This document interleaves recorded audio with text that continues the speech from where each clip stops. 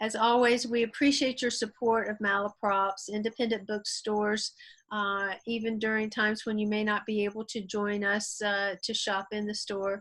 Really depend upon your ongoing support, and hearing Annette this evening is just one more great opportunity to see why it's so important to have an independent bookstore and have Annette be a part of that experience. So we're delighted that Annette is here with us this evening.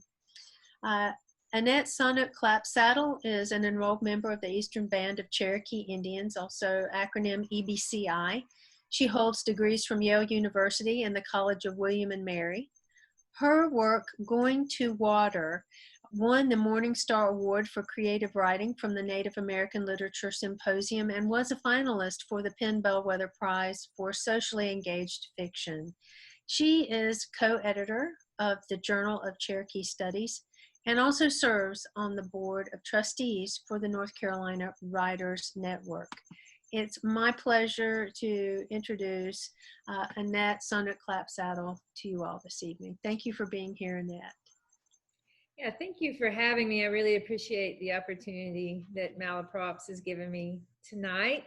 And I want to thank everybody for joining us for the official launch. I'm really excited about this event.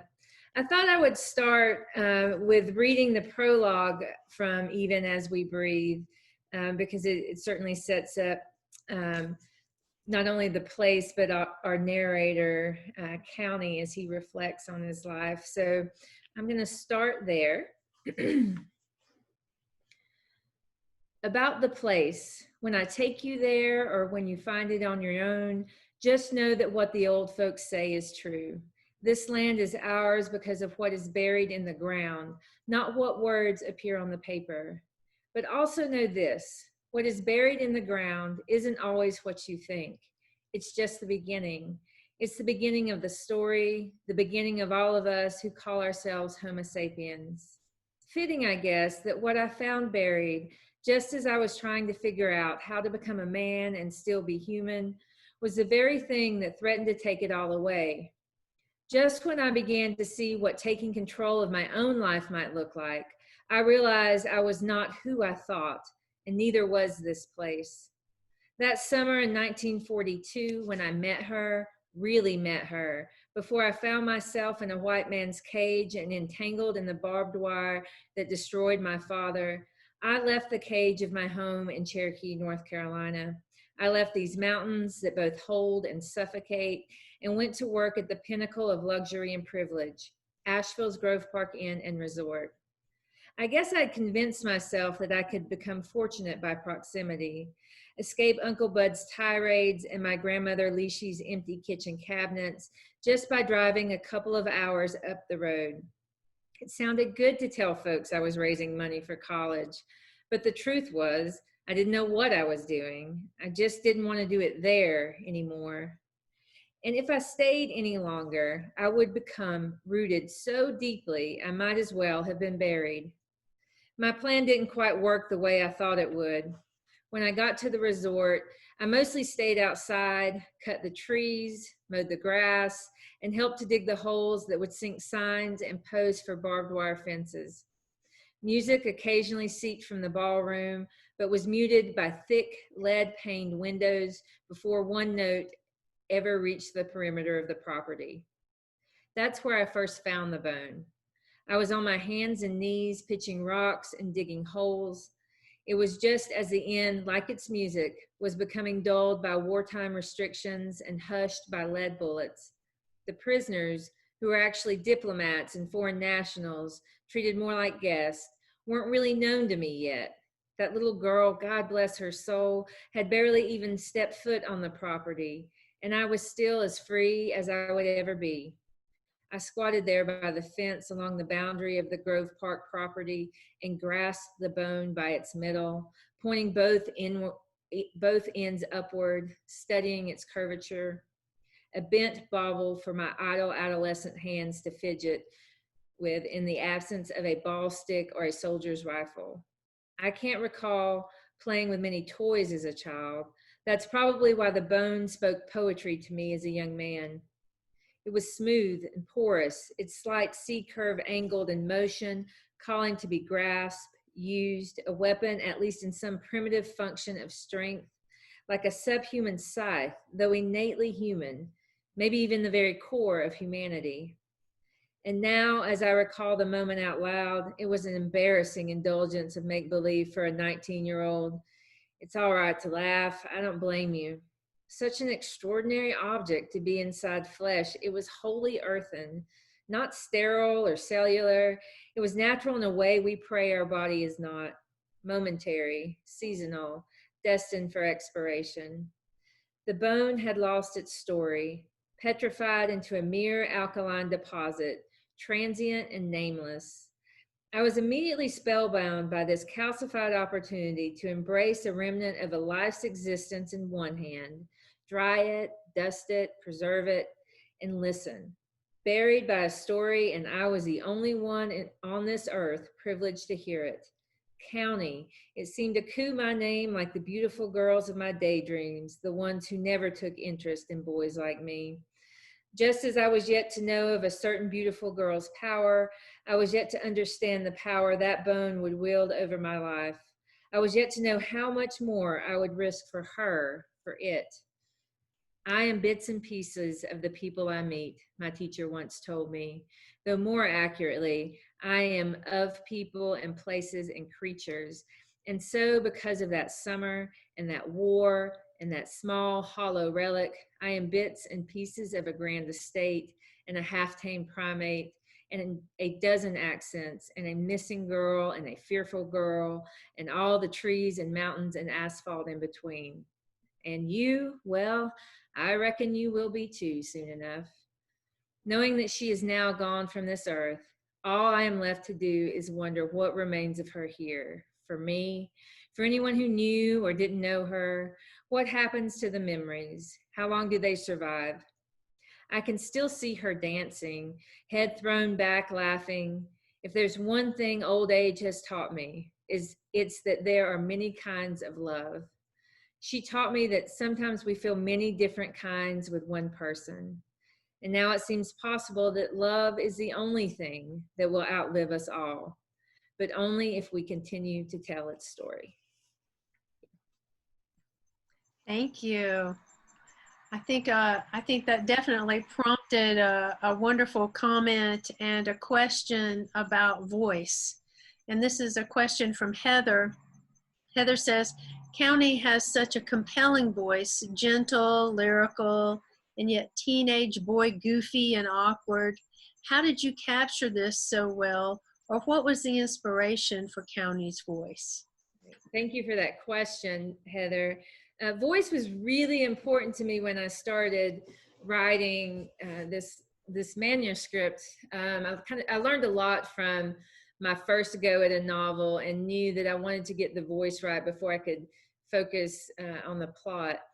And that really led me to this retrospective perspective for County, because I knew that I wanted to both showcase a protagonist in a coming of age type of story. So in the present tense, he would speak like a teenage boy, but I also wanted him to be reflective of that, and for the reader to understand that he had become even more educated as he got older and could think in complexity about his experiences. So it was at times it was difficult to balance when he would use certain vocabulary or phrase certain sentences, because I really had to remember, am I speaking as County 19 or am I speaking as our narrator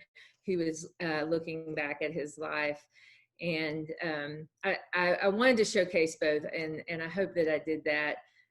I teach high school, so teenage boys are kind of my strong suit in terms of knowing how they talk. So I definitely relied on hearing those voices every day that I was teaching. When you are thinking about, and you referenced this, Kirsten said, Speaking of your, and she put this in quotes, first go at a novel, are there any plans for Going to Water to be published? There are no current plans right now. Um, Going to Water may be with a publisher right now for review. That's all I'll say. It's hard to think of going back to that manuscript. But yeah, a lot of people who've read it have asked me that. So maybe one day that would be nice. Yeah. So when you, somebody who's done a close read of your book had a question, how did a monkey find its way into your novel? Well, you can't put a monkey in a novel set in Western North Carolina without it having some element of truth to it. So the monkey is one of the more truthful aspects of the novel. There was actually a monkey who used to roam around the woods of our area of Western North Carolina, and Gary Carden from Silva, North Carolina, who's a storyteller, has told this story before. And I found it interesting because he spoke of the monkey just scaring people to death in the middle of the woods, because you obviously don't expect to see a monkey in the woods. And so the monkey served two roles for me. At first, it was just funny. It's just funny to think about a monkey in the woods. But then I also use Edgar, is the monkey's name, Edgar, a lot to discuss issues of identity.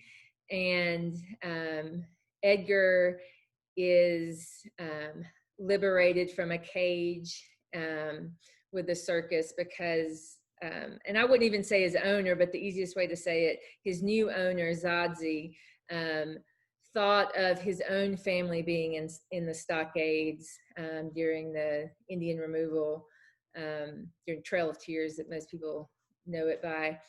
And so Edgar, became a symbol in the novel for freedom, and then also how very similar we all are, and how very little differentiates us in terms of biology, but we like to put all kinds of different labels on each other, even though we have a lot of similarities. When you, one of the themes of your book, that something that you seem to return to, is that idea of commonality, and how does an individual connect to others and see those commonalities? But your protagonist also experiences racism. So how did you create that balance, or make your literary or creative decisions about portrayals of racism and yet retain that commitment to commonality? Right. I think that was a delicate balance. And really a lot of hashing that out came in the editing process, I think, with conversations that my editor, Silas and I had about how do we convey the reality of racial tensions of the period and currently in the most authentic way, but not lose the story in the process. And really, really the story is an examination of citizenship and identity in our culture, in our area specifically. So I wanted to do it in a nuanced way where county's interaction with individuals hinted at those tensions, and sometimes it was a little bit more than a hint that those tensions were there, but that he was also able to deal with those people those characters in a very humane way, and they him, and all characters change and all people are complex, and I wanted to make sure I showed the complexity of characters. There are characters who were certainly very clearly racist in the book, and I wanted the reader to feel that struggle with determining what they felt about the character, because I think that we tend to label people good or bad, and that doesn't really get us anywhere until we determine what positive qualities we might have in common with them, and how we confront the negative qualities that hinder our progress as a culture. There's a question from Catherine. Did any particular works speak to you as examples of retrospective narrative voice? And she says, I'm a particular fan of Tayari Jones' Silver Sparrow as a favorite example. Also Kay Gibbons, Ellen Foster. Did you find any inspiration, she asked, from your favorite novels? I absolutely found inspiration, maybe from an unlikely source because it's not fiction, but Ta-Nehisi Coates' Between the World and Me. What came to me at that moment that I was really struggling with voice and how to capture the right voice, and his letter to his son made perfect sense to me, to really engage the audience immediately, to make it a personal relationship with the reader. And that in turn lends itself to the retrospective perspective in a novel. So yeah, it was nonfiction, and hands down it was that book. I'm also reminded of, your letter writing as a form of telling a story, thinking about the color purple. Mm-hmm. And just the way that the texture of letters and hearing the voice of someone who's writing a letter to someone, and then that changing over time. Mm-hmm. It seems like you're really interested in an arc, a time, creating a time arc. How did you do some of your research, or all of your research, for this book? I get that question a lot because it is historical fiction. And I have to say, I didn't spend hours in archives because there's just not a lot of information out there about specifically what was happening at the Grove Park that summer. And there was an article just in the Mountain Express about that there's not a lot of information about that time period. The Grove Park Inn does have a book on their history that has a couple of pages maybe about the history, which I referred to. But in general, most of my research was just about the time period in general in Western North Carolina, what the landscape looked like, what products were available. And I have good friends who are local historians who I would fact check those things with pretty regularly, just to make sure that everything, was kind of in line for this space and this place. Just because a product was available in the United States in 1942 doesn't mean it was available in Cherokee, North Carolina in 1942. Speaking of something else that is just really so important for the Cherokee and for tribal members and their histories is language. And we have a question here from Marilyn. What were some of the challenges of incorporating the Cherokee language into the novel? So I'm fortunate enough, I teach at Swain County High School, and one of the classes that I normally teach is Cherokee Studies, and I co-teach with a language instructor who's fluent. I am not fluent in Cherokee.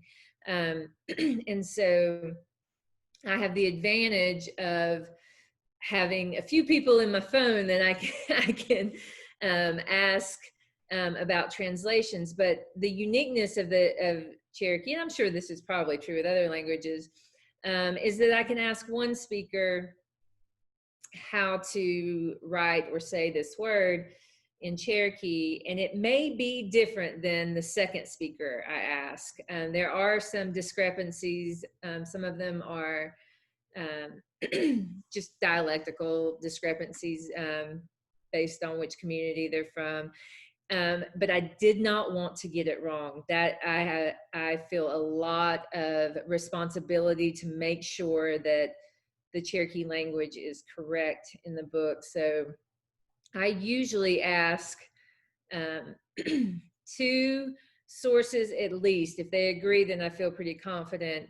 If they don't agree, then I'm going to a third source for that. That leads to a related question.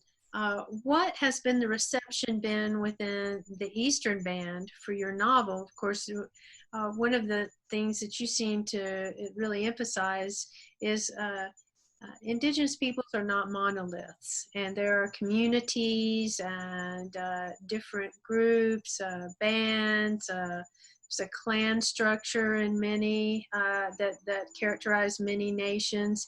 So that could be what have been the receptions. I guess it could be plural. Right. As far as I know, my community has been very supportive. When I see people out, and I've gotten lots of messages from my Cherokee community, that people are excited. That I think that they're glad that we finally have a novelist from our tribe. It seems like that took way too long. And I've really been grateful for the support that I've had from my community. That's, when the advanced copies went out, I was most nervous to hear from anyone I'd run into in the grocery store or at a ball game, the people that I know, because it's important to me that what I say is authentic to our community. I'm not the only voice of our community, but I want to make sure that I am a honest and true voice from my perspective. And so I've been really pleased with everyone that I've talked to from my community who's read the book, and they're excited about it, and I'm glad. So I'm sure you've gotten this question before, and you hinted at it in your previous response. What were the barriers? What were the challenges? You're really the breakthrough for the Eastern Band. What's that experience like? And as you said, it took a long time. Why is that so? We live in a very rural area, for one. So it's difficult to be connected into writers groups and to have access to just the industry in general. And so it really takes spending time outside of this area and making connections to improve my writing, to learn how to make it more marketable. And then also to convey a story that is both honest and can bridge a gap for the reader. Not everyone understands what it's like to live in the Cherokee community. Not everyone understands our political history. And so I think it takes a while to really feel out what bridges need to be built within the literature that make it accessible to a publisher outside of our area. So there are a lot more Native authors getting attention even in the last few months. And so I think that really helps as well, that some of those doors are opening more, and I hope that will continue to be the case. But in general, I think it's just our isolation and not being connected to some of those circles of influence, I guess. I was definitely thinking almost of a Venn diagram of overlapping circles. And you made a comment in an interview about the the location of the Eastern Band and its connection also to writing out of Appalachia.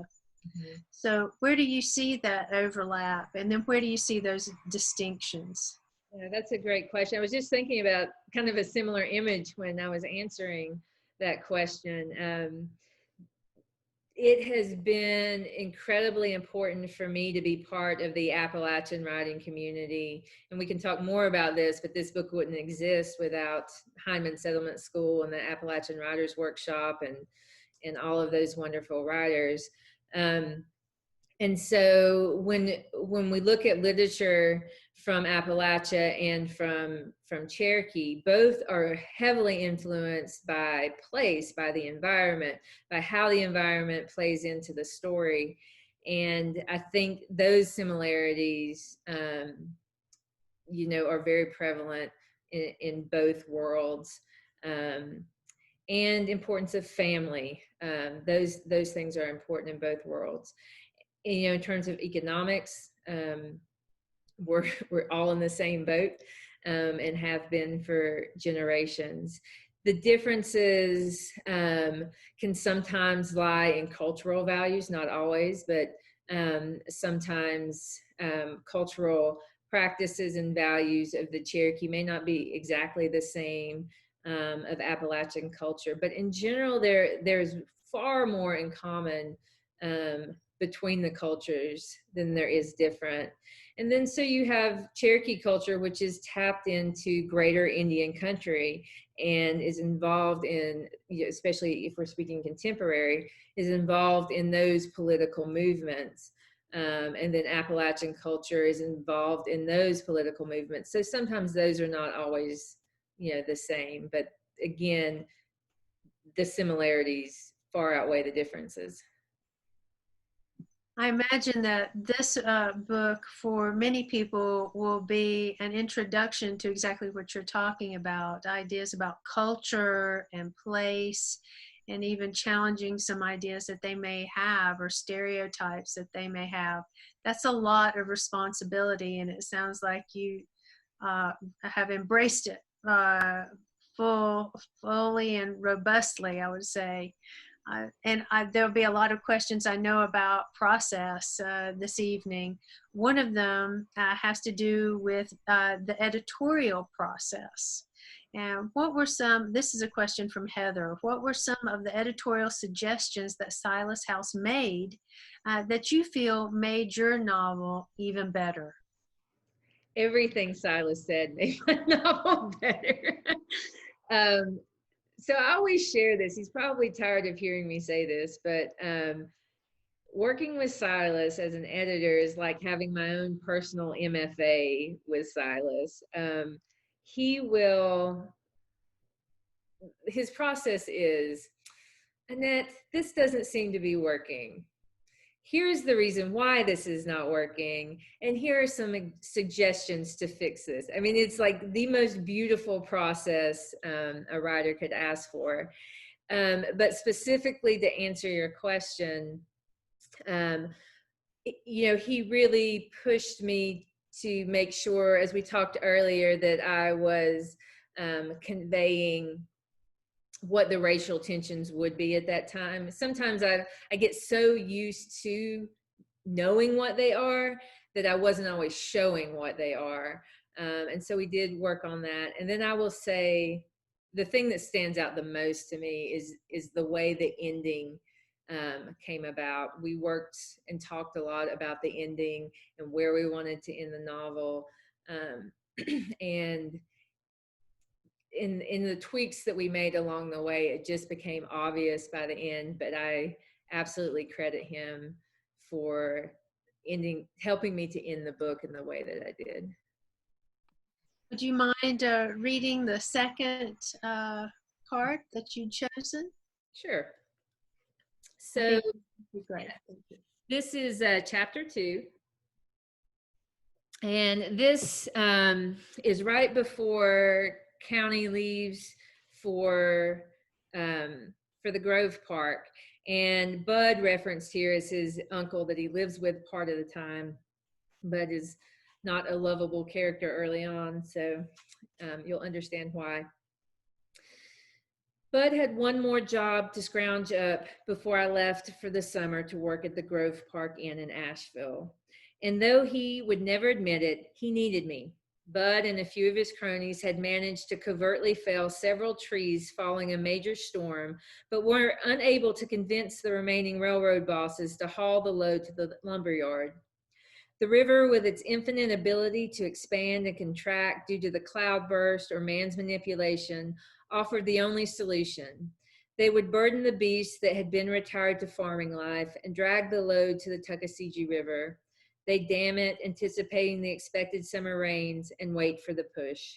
The Smokies had long been a logging economy, ending only with the inception of the Great Smoky Mountains National Park.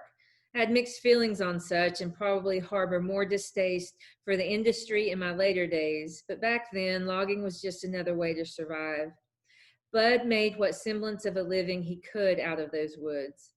As the logging companies dried up, he siphoned every last opportunity they leaked on their way out of town, as if it were maple sap. The timber companies used to build great splash dams to push their haul down the rivers into timber yards. Railroads couldn't do all the work. The rivers and animals, as they always have, bore the burden of man's desire to do things faster and cheaper. I was seated on a stump at the lumberyard, removing my shoes at the edge of an ever-rising pool, watching the rounded, slick logs race down the river toward me, waiting.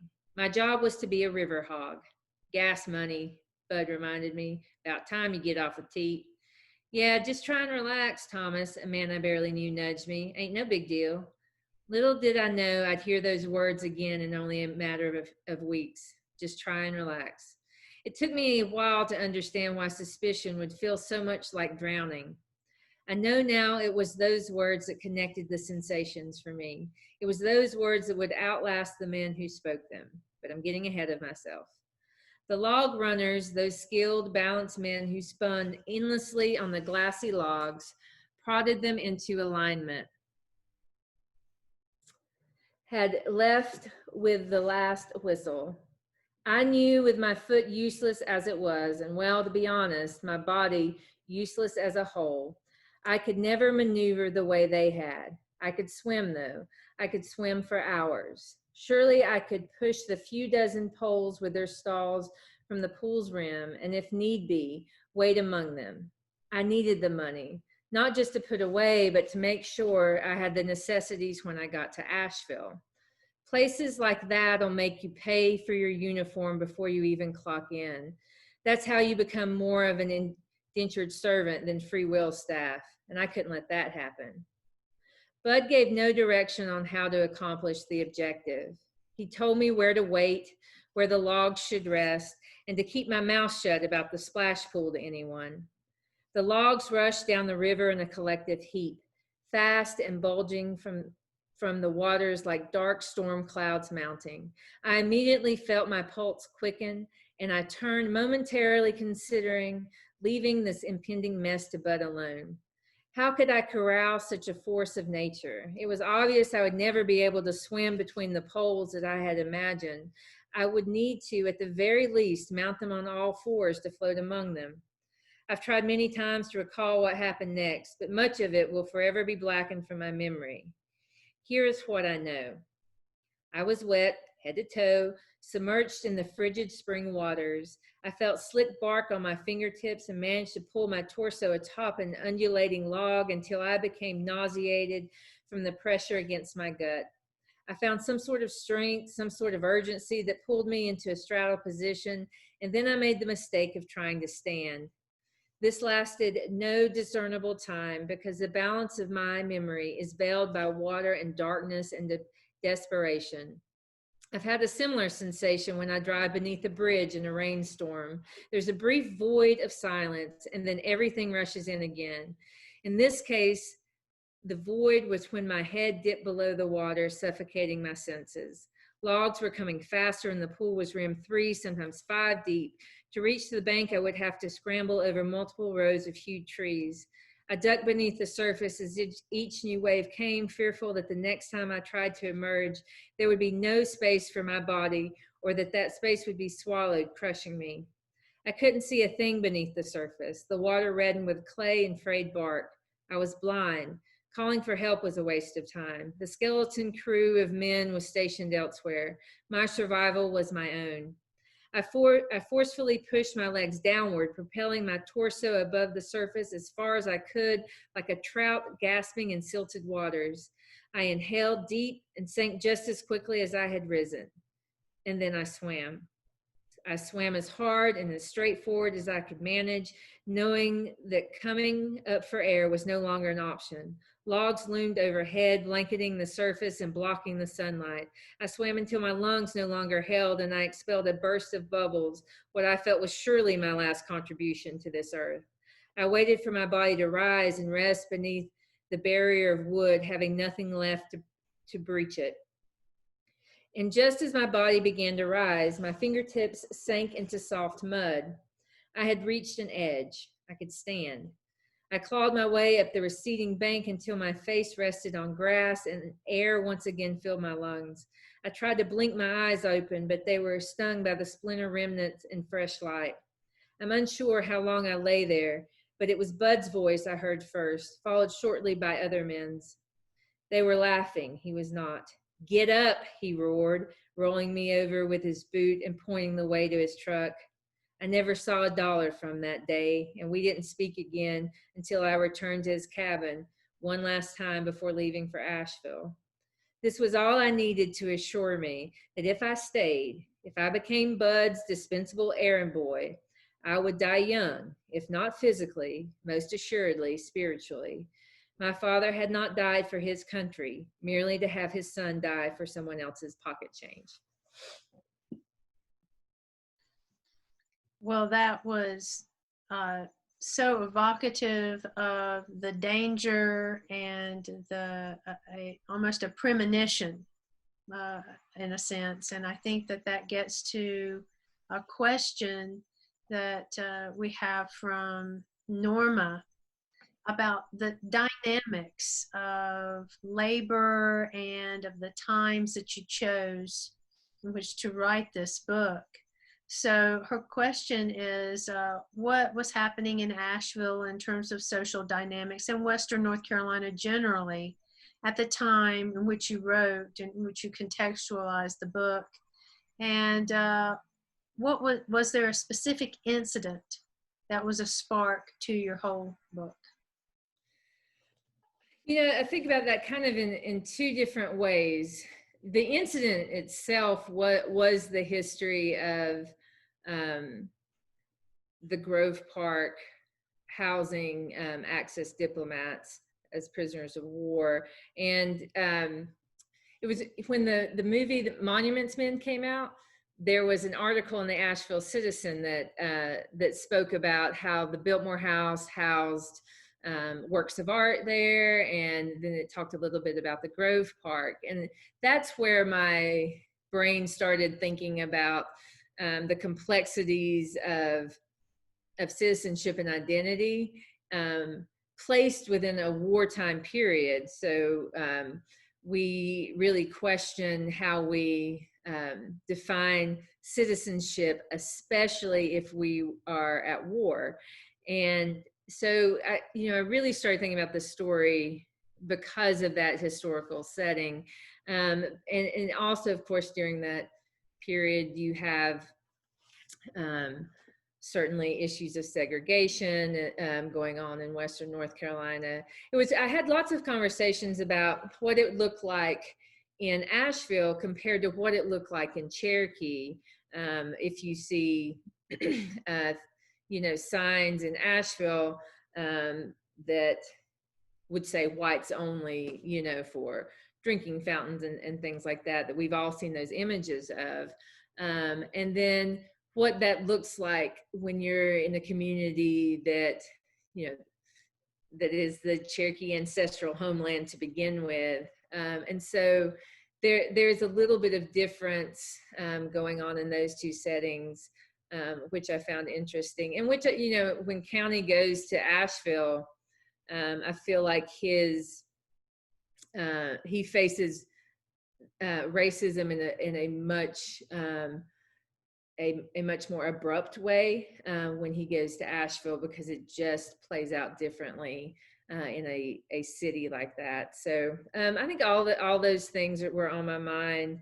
There were other stories that I went down some rabbit holes that ended up on the cutting room floor. Some incidences in Asheville of racial tension during that time, and I think I had a whole chapter I ended up cutting out that explored some of that. But I think the biggest thing for me was to think about how race plays into our concept of citizenship, and all of the ironies that are embedded in that. The fact that County's father could serve in the U.S. military and not be a U.S. citizen, or that all Native peoples necessarily weren't U.S. citizens, certainly didn't have rights to vote. I think that one of the challenges that Indigenous authors often have is that they are doing what you described. They have that bridge building, that sort of educating an audience about who the tribe is, or what a Native person on the individual level versus a tribal level versus having an experience as a citizen. There are these many layers to that. Would you mind, for people who may not really know very much about the Eastern Band of Cherokee Indians, who are you as a tribe? And if you were just giving a thumbnail for a millennia plus history, who are you? So the Eastern Band of Cherokee are the part of the Cherokee tribe as a whole that either remained or returned after what a lot of people refer to as the Trail of Tears, after Indian removal, that came about with the Indian Removal Act. And so there are 3 federally recognized Cherokee tribes. There are 2 in Oklahoma who were removed from our area here. And then, of course, there's the Eastern Band here. And so even though we are historically one tribe, we now function as 3 separate sovereign nations. And we are not we don't live on a reservation like a lot of tribes do. We live on the Qualla boundary, which means that we own our land. We've bought it a few times over, actually. It was during Indian removal. There were many ways we retained our land, but one way was that we had friends who held our land for us when we could not own it, and then we were able to regain our land. It's a complex period of time, but that's the gist of it. And so now we're a sovereign nation within North Carolina. We deal with law and legislation on a federal level.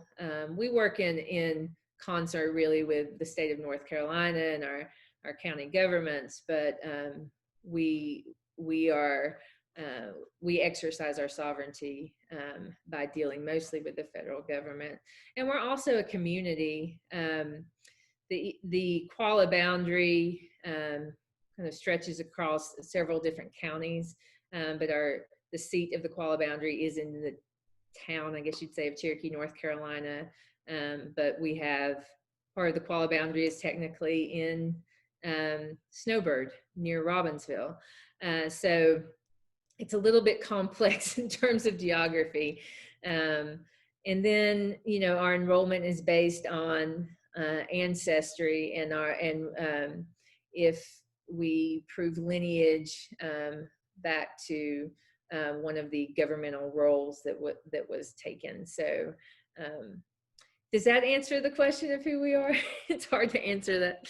It's very challenging. I think it's I think it does. I think there's the issue of citizenship too is so important and a part of the really nuanced and really not well understood from a kind of an outsider's point of view. So why is citizenship a key theme for you, and what does it mean in your book as well? I think anytime we create man-made labels that influence human beings' identity, I think that's something we need to spend some time thinking about and talking about. Um, and I believe if I believe in consistency. So, how we determine citizenship for one group of people should probably be the same for other groups of people. And so, I believe in an ongoing examination as to who we are. I guess you could say who we are as Americans, because even as a Cherokee person, I am also an American and a North Carolinian, and what that all means. And the history of Indigenous people, I think, requires that we're not done talking about citizenship. Just as I mentioned that County's father in the story could serve in the U.S. military and not be considered a U.S. citizen, is incredibly problematic. And I think that the United States is still struggling with what it means for tribes to be sovereign. And until we really figure out what we value in our citizens, and I think what we value in our citizens should have nothing to do with color of skin or religious practice, or ancestry. So I just think we have a few more conversations to have.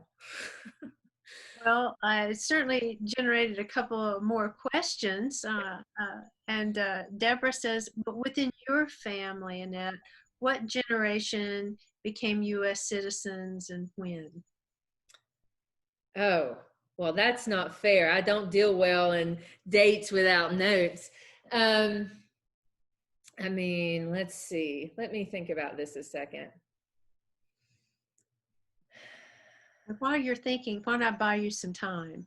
Oh, buy me time. Yes. I'm gonna buy you some time, right? Because I think that you mentioned the federal relationship, which of course is the constitutionally defined relationship between tribes and the United States government. And so you've got, for each tribe, and within a tribe, there's a tremendous and nuanced history there. So for one family, it really can be a matter of cracking open the notebook and kind of looking at a real, an amazing and rich history. So I hope that bought you a little time. It did well, and it reminds me that the reason why this question is difficult, because normally you could say, well, in such and such year, all Native peoples were granted citizenship. It actually doesn't quite work like that, especially if voting is a part of those rights to citizenship, and you look at state recognition of Native peoples as citizens or having voting rights. So I probably can't answer that question with a certain date for my family, because North Carolina has some interesting citizenship history when it comes to Native peoples, and I definitely would have to look at notes for that. But I will say this: I mean, there are even my going back to my dad's siblings. Getting married, for example. So of course my dad's sister was Cherokee. When she got married, she had to go to another state to get married because that was an interracial marriage. And so I know my dad's watching, so I won't say his age, but that wasn't that long ago. So, that you're not, in my opinion, you are not a full citizen if you have to hop states to be married. You don't have the rights of a full citizen if you are having to do that. One of the more interesting issues. And I don't know what you think about this. You mentioned it too, and we kind of had laughed about that. The complexity is indigenous humor. And there's a question about that from Catherine. How do you find the well-known trait of humor in the EBCI culture as it influences your writing, even in subtle ways? And I have to say, I know that there are dissertations on native humor. Mhm. So what is the native humor? What characterizes it? And what's that trait in the EBCI? Um, I've never thought of what the definition is, but it's one of our core values. When we list our 7 core values, a sense of humor is right up there with, environmental stewardship. It is critical to our existence. And I was having a conversation the other day with someone about this. That if you're in the novel, there is some humor um, in funeral scenes, even, and I did have to tone it back a little bit because it might, I was afraid it would be a little off-putting. I think in some ways, and this is true in other communities as well, in some ways it's a survival technique. But as I thought about it more in a conversation I had the other day, I think it's a balance, especially in very serious situations. We always are seeking that balance, and humor is a way of doing that. It's also a way of expressing our humility as human beings, and our ability to connect with other people. If we can laugh at something together, if we can laugh at ourselves. I know that I know that another Cherokee person likes me if they make fun of me. and I think we keep each other in check with our humor, and that's part of it too. I'm going to combine two questions because they're related to your writing background. One is from Mary, and then the other one is from Patricia.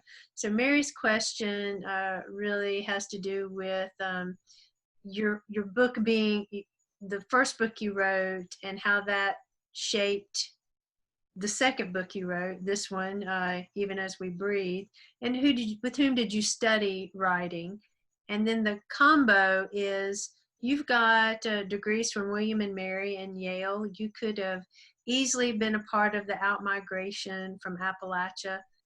What brought you back here? So that shaping, almost like if you were clay and forming you into the writer you are today. What keeps you here, and what was your experience studying writing like? Mhm. I really think that I was shaped as a writer as early as elementary school. I had incredible elementary school, specifically like English and social studies teachers in middle school, and then even in high school, who encouraged my writing, my creative writing, during that, during kind of my own coming of age. And so when I think about, I know the question, who did you study, with whom did you study? People are thinking MFA programs and things like that. And I'm thinking, my 8th grade English teachers, that's who I studied with. It was important to me. And then, at Yale, I certainly took creative writing classes, but I will say specifically, Even As We Breathe, found its shape because I attended the Great Smokies Writers Program, and Heather Newton was my instructor. In the whole process, the class was called Get Her Done, Write Your Novel. And the process was that we would write a whole synopsis and an introductory chapter, a climactic chapter, and a final chapter. And that method really worked for me. And it gave me a structure that I could continue writing when I was a full-time teacher and mother and all of that going on. So Heather was very helpful in that process. But I've also been incredibly fortunate to have mentors. Billy Letts, who passed away a few years ago, is a family friend. She read some of my earliest work. She's from Oklahoma. And Charles Frazier has been a huge, he and his wife, both, Catherine, have been wonderful supporters. I met him when he was working on 13 Moons in Cherokee. And then you just go on down the line now, working with Silas House and Ron Rash and people like that. Just the community just builds on itself. So my experience at Heinemann Settlement School too, at the Appalachian Writers Workshop, studying with all those writers. I was working on workshopping this novel with Michael Parker that summer. So I feel like I could name a lot of people, but it's in less formal settings than an MFA program. So why would I come back here? Because of that, right? Like, because those people are here, because those experiences are here. And I often tell people, ask me a lot of times why I came back here. And I often tell people that everybody wants to retire to Western North Carolina. Why don't I just start here? Like, why do I have to wait for retirement to come home? It is just beautiful. I love the people. I just have never wanted to live anywhere else. Well, that makes complete sense. It certainly is a place that people draw tremendous inspiration from, and it's rich and visually and artistically gratifying. And I think also, based on what you said in this conversation, culturally and historically gratifying to have those arms around you as a member of the Eastern Band of Cherokee Indians, but also for these communities that you found who supported your writing too.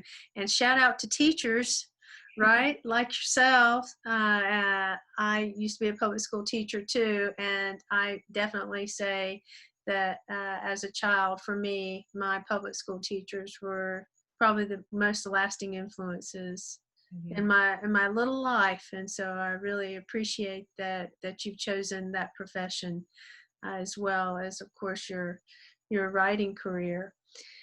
You've had so many shout outs and encouragements throughout the chat, and I can't wait Stephanie says that we can save the chats, and I can't wait for you to see all of the great huzzahs and hurrahs and thank yous and well dones, and you're a star, and congratulations is true.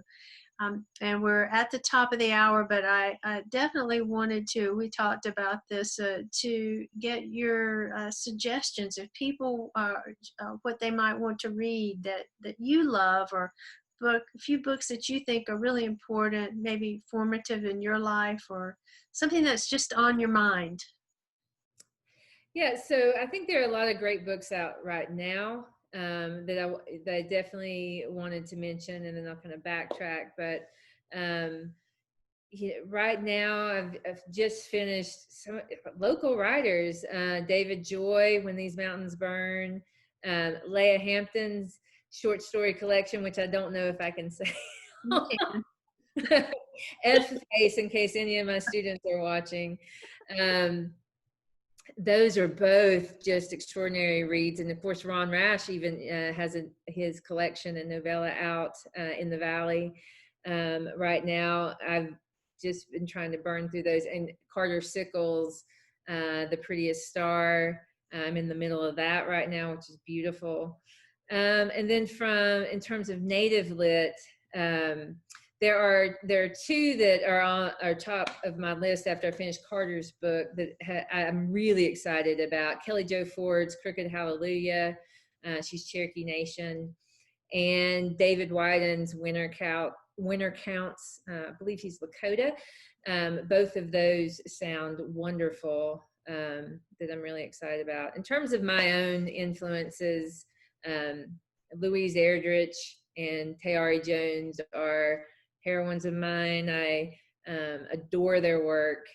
And obviously Silas House. I mean, I have to say Silas House, Southernmost, is a book I can give my students, and has even been life-changing for some of my students. So I could probably go on, but I'll say, here are the books I'm teaching my AP Lit class, if this says anything.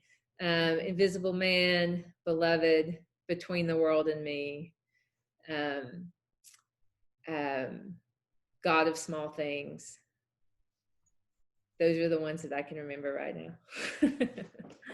Well, to take us out, because we're running a little over time, but I'd love to hear your the last reading that you were going to do. So, audience members, if you have any questions, Annette has agreed that she'll answer them off Zoom, that we can send those to her. So if you've got some, and if you have to leave again, we are going to post this later on Zoom, on our YouTube feed. So don't worry, you'll get to hear the ending and the red ending as well, an ending within an ending from Annette. So thank you so much, Annette. Yeah, thank you. And I just want to thank everybody for joining me today. It's been great. This is from chapter 14. And since we were talking about humor, this is just a little section with a little bit of humor in it. Weekends at home. Oh, I should say this. When I say 447, that's the room that my protagonist, County, and Essie, a young woman from Cherokee who goes to work at the Grove Park with him. Room 447 becomes where they spend a lot of their time together. Weekends at home seemed to lengthen each time I returned. It was a different monotony than at the inn, filled with familiar faces, familiar chores, and Bud's familiar curses. I missed the inn, its anonymity, the beauty of such an opulent structure, Lee's jokes, and most of all, Essie. In truth, the only real draw home was Leeshy. I worried about her, unsure if Bud was reliable enough to drive her to church or restock her firewood for the stove. After a few weeks of finding Leeshy well-fed and agreeable to accepting rides from longtime neighbors, I was content to remain in Asheville for the balance of the summer, mostly to spend more time with Essie. I did miss Cherokee when I was at the inn, enough to make me question if I'd ever find a place I was truly happy. Each held something for me that the other did not. Instead of making the drive home after work on Friday and back to the inn on Sunday, I chose to remain at the inn 7 days a week. Essie and I spent hours in 447 playing dominoes, reading in silence, or daydreaming out loud together. Occasionally, we joined the others on day trips off property if the weather was nice, but nothing more than a half-hour drive away. We retreated to the room so often that the evenings fused into one long moment. There are snapshots of that summer, literal and otherwise, that refuse to fade, not because they are fantastic or even significant, but because they are elemental to what is now my existence. Maybe what's Essie's too. Essie was likely the most proper girl I had ever met, and most certainly the most sophisticated girl from Cherokee. She fit into 447 like one of the first edition novels we found there. And because she fit, I fit by association, adopted into some modern clan by the clan mother herself. Mind you, that is where the maternal instincts began and ended. Essie corrected no more than my grammar on occasion, quite the opposite, really. She led me to dangle on the edge of complete and utter failure and spin wildly in the awkwardness of it, dancing in delight at my blush. Go ahead, cow pie, I'll spot you, she encouraged. And before I remembered who I was, I found myself upside down, attempting to walk across the length of the room on my hands. I crashed gleefully into the couch, unable to spare my breath from laughter's thievery. Essie, too, was unable to remain on her feet, overcome with amusement. She sank into the oversized leather chair and vibrated in a nearly silent, wheezing laughter until the clearest expression of the word squirrel eked out from her. I sat straight up, imagining that a varmint had joined our evening reverie. She too sat erect, but she was blushing, eyes wide and hand over her mouth. Squirrel, I repeated. Where? Essie didn't answer. Her eyes fell. It was clear that I had not actually heard what I thought I had. Did you just, she didn't move. Essie Stamper, did you just pass wind? Cow pie, shut your mouth. You did. Hush. You did. County Sequoia, one does not speak like that to a lady. Well, most ladies don't speak through their backsides. She fell into herself, howling loudly. I know, right? I couldn't help it. You got me so tickled. It sounded just like you said squirrel, or more like you said squirrel. I couldn't finish. I convulsed in the joy of her humanity. Stop it, cow pie. You keep this up and I'll call up a whole mess of squirrels, out and out scurry. Scurry of squirrels. Essie was always teaching me new words, most of which she likely found on the shelves of 447. My favorite word, though, of all the fancy, sophisticated, highfalutin words was cow pie. I know it sounds strange that I would want an attractive girl like Essie calling me a pile of cow manure, but even cow pies attract beautiful butterflies, delicate and indifferent to the stench of refuse. Well, I think that's the best way I've ever gone out on an author event. So thank you so much, Annette, for the wonderful reading. I'm so glad we got to hear all three. Congratulations on this book launch, and I'm sure many, many more to come. We appreciate your time. There have been so many warm congratulations to you tonight. So we look forward to hopefully seeing you at some point in the store, pandemic passing away. And it's just been an honor to talk with you. Thank you so much for your time this evening. Malaprops is still here because of authors like you. So we thank you so much. And for the community of our audience and all the people who've inquired about this event, we thank you so much, and we look forward to seeing you, if not in person, virtually. So congratulations. I really enjoyed it. Thank you for the opportunity. Thank you. Everybody stay safe. We appreciate it, and have a good evening. Thank you, Annette. Good night, everyone.